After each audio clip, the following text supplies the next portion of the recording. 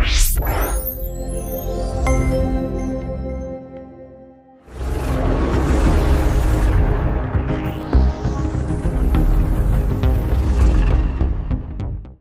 something most people have never tried. You have an idea, a plan, something you've been thinking about and feel genuinely good about. Instead of asking AI to help you build on it, you ask AI to find everything wrong with it. And it does. 5 specific critiques, no encouragement, no solutions, just the holes. Things you glossed over, assumptions you were treating as facts, risks you underweighed without realizing it. That's what this video is about. If you've spent any time with AI, you have probably noticed this pattern. You describe a plan, AI responds with something like, sure, here are 5 ways to make that even stronger. It builds on your framing. It fills in your gaps optimistically. It mirrors your energy back at you.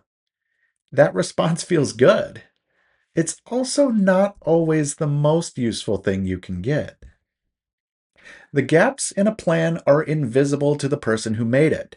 That's not a personal flaw, it's how proximity works. When you're close to something, when you have been thinking about it and building it and investing in it, the assumptions underneath it start to feel like facts. You stop questioning them because they feel settled. A good advisor, a good mentor, a good business partner, they can see your plan from the outside. They ask the question you did not think to ask. They name the risk you glossed over. The problem is that kind of honest pushback is not always available when you need it.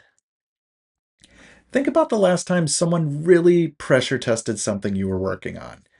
Not someone who said, that sounds great, here's how to make it better.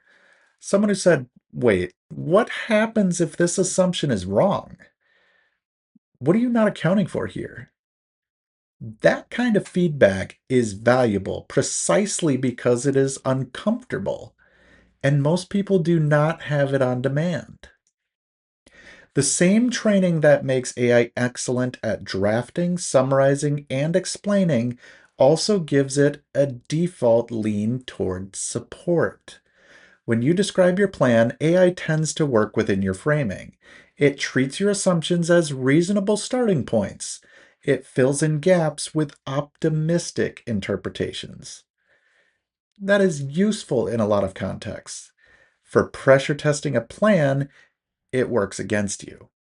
To get something different out of AI, you have to explicitly ask for something different.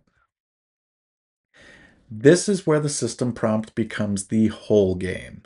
Instead of asking AI to help you develop your idea, you instruct it to find problems with it. You remove encouragement from the output. You remove solutions. You tell it its only job is to surface what is missing, what is risky, and what you have not accounted for. Same input from you, but we get a completely different output. Here's what we're about to do. We're going to take a real business expansion plan, the kind of thing a business owner might have in their head or sketched out before moving forward, and we're going to paste it into Claude with a system prompt built specifically to find holes. The system prompt tells Claude it is a critical thinking partner. Its only job is to find problems. It returns exactly 5 numbered critiques. No validation, no solutions, just the gaps. The user input is a plain description of a plan to open a second location. Confident, reasonable sounding, with just enough surface level planning to feel ready and just enough missing that Claude will have plenty to work with. Let's get into Claude. Here's the system prompt we're using. You are a critical thinking partner. Your only job is to find problems with the idea or plan the user describes. You do not validate, encourage, or offer solutions. You return exactly 5 numbered critiques. Each critique has a 1-line label and 2 to 3 sentences explaining that specific problem, assumption, or risk. You look for assumptions the user is treating as facts, factors they have not mentioned that could undermine the plan, risks they appear to have underweighted, audiences or stakeholders whose reactions they have not accounted for, and ways the plan could work exactly as described and still fail. Do not soften the critique. Do not end with encouragement. Return only the 5 numbered critiques, nothing else. Let's go ahead and give Claude those directions. And it's ready. Let's describe the plan. Here's the user input we're going to use. I'm planning to open a second location of my home cleaning business in a neighboring city. I have been running my current location for 3 years and it has been profitable. I plan to hire a manager to run the new location so I do not have to be there every day. I have already identified a few neighborhoods I want to target. I plan to launch in 90 days. Notice what our system prompt is going to do here. It's going to remove AI's default helpfulness from the equation entirely. It's going to narrow the output to one thing, problems. And we give Claude a specific list of categories to look for so the critiques are structural and not random. Let's run it and see what comes back. Number 1, profitability does not prove scalability. Your current location success is likely tied to factors specific to that market. Your personal reputation, word of mouth referrals built over 3 years, and your direct oversight of quality. None of those transfer automatically to a new city, and treating past profitability as evidence the model will replicate it is an unexamined assumption. The hired manager is the single point of failure. Your entire operational model depends on a person you have not yet hired, whose judgment and standards you cannot yet verify. Managing a team in a market you are not embedded in. Cleaning businesses live and die on consistency and trust. A manager who underperforms has no correction mechanism nearby, and client churn in the early months may be unrecoverable. Number 3, 90 days is likely insufficient for labor market reality. Recruiting, vetting, and training reliable cleaning staff in an unfamiliar labor market, while simultaneously onboarding a manager, is routinely underestimated. If the neighboring city has low unemployment or high competition for hourly service workers, you may launch with undertrained staff or be forced to delay, neither of which is accounted for in your timeline. Number 4, neighborhood targeting assumes demand without confirming it. Identifying desirable neighborhoods is not the same as confirming those households are underserved or willing to switch providers. Established competitors may already have strong retention in those areas, and the cost of customer acquisition in a market where you have no brand recognition has not been addressed. And number 5, the business could succeed operationally and still drain the first location. Expansion will pull your attention, capital, and administrative capacity, even if you are not physically present daily. If the new location underperforms for 6 to 12 months, a normal outcome for a new service business, the financial and managerial load could destabilize the profitable operation you are treating as a stable foundation. Just take a look at what Claude has presented us with just a brief idea of expansion. These are the kind of questions that can really help formulate solid decisions.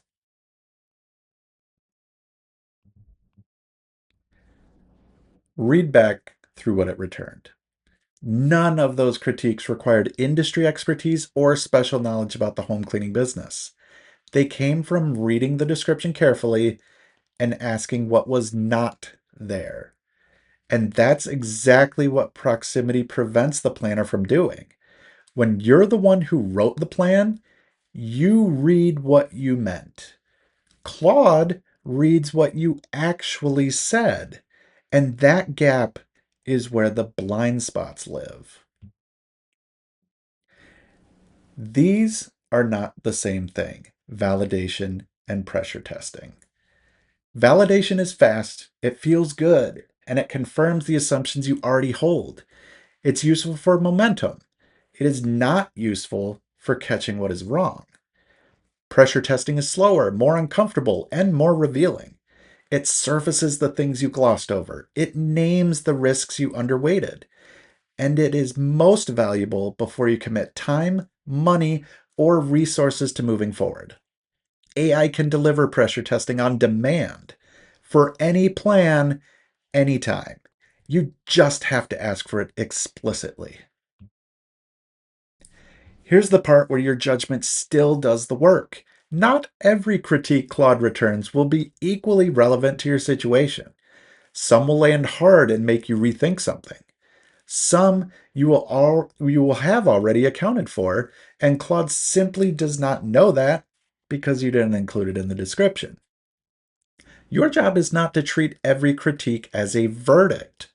Your job is to read the output honestly and decide which gaps are real and which ones you can close. AI surfaces the questions. You determine what to do with them. Before the next decision, before the next investment, before the next launch, take 5 minutes. Describe your plan in plain language and paste it into Claude or any other AI tool with this prompt. The gaps it finds are the same ones that surface later when they are more expensive to fix. Getting that feedback now, before anything is committed, is one of the most practical things you can do with AI. And almost nobody is doing it. The prompt is in the description below. Copy it, paste in your own plan, and see what comes back. And if you want to talk through what AI could do for your business specifically, reach out to us at eauclaireai.com. Subscribe if you want to see more of these videos. We have new capability demos every week. Thanks for watching, and we'll see you in the next one.